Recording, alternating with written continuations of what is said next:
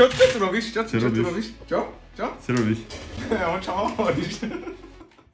Ja ty si sa došiel pozrieť na ten setup, čo? Počkaj, no, dobre. Vítajte pri ďalšom videu na kanále Dream Studio a ideme vám ukázať setup, tak začneme tu. Hej, pozri túto skriňu. Kam kúkaš? Nekúkaj tam. Tu je skriňa, tu je dobrá skriňa, áno. Čo mám v skrine? Mám tu boty. Smradlavé, počkaj. Dobre. Ďalej tu mám nejaký obraz. Hej, kúkni šachovnicu. Vieš na šachy? Nevieš? Mám. Tu mám, kam tam kúkaš, tu ukazuj setup. No, mám tu nejaký ten border, vidíte, joystick a pre Davea. Toto je čisto pre Davea.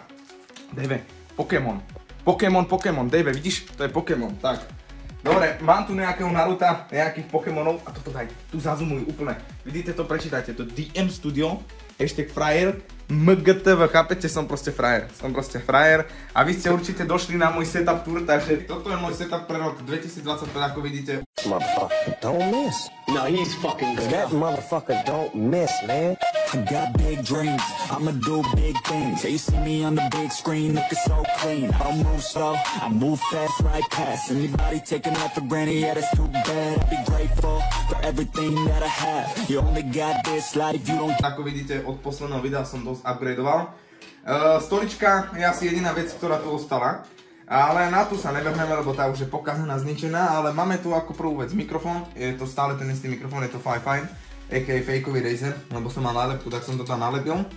Ďalej tu mám slúchatka, ktoré mám na odporúčanie od Maťa. Sú to Logitech GP133, tak nejak, nie som si istý. Je to na starom ramene, ktoré sme mali aj predtým. Poď ďalej. Ďalej tu máme velikánsku podložku od Raptor, od Alzy. Je to najväčšia podložka, čo som našiel, takže som rád, že konečne som našiel veľkú podložku. Myšku používam teraz Logitech G Pro Superlight. Je to aktuálne najlepšia myška, čo som kedy mal, takže akože uvidíte recenziu na YouTube bude a tam vám poviem o tom viac. Klávesicu mám stále tú istú. Jedná sa o SPC Gear GK635 Tournament. Link nájdete dole v popisku, ale už je tu tuším rebrandované na Endorphy. Ďalej, tu mám tieto 3 monitory, ktoré môžete vidieť, že sú úplne rovnaké.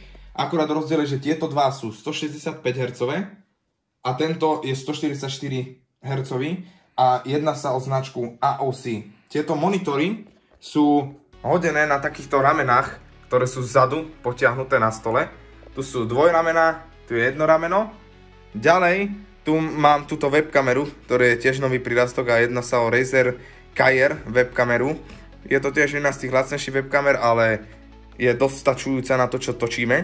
A ako poslednú vec, nepozerajte na cable management. Tu mám tento počítač a v tom počítači je aktuálne AMD procesor Ryzen 7 5800X a 3070, tam je grafická karta. A to by bolo všetko z videa a vidíme sa pri ďalšom videu. Čus!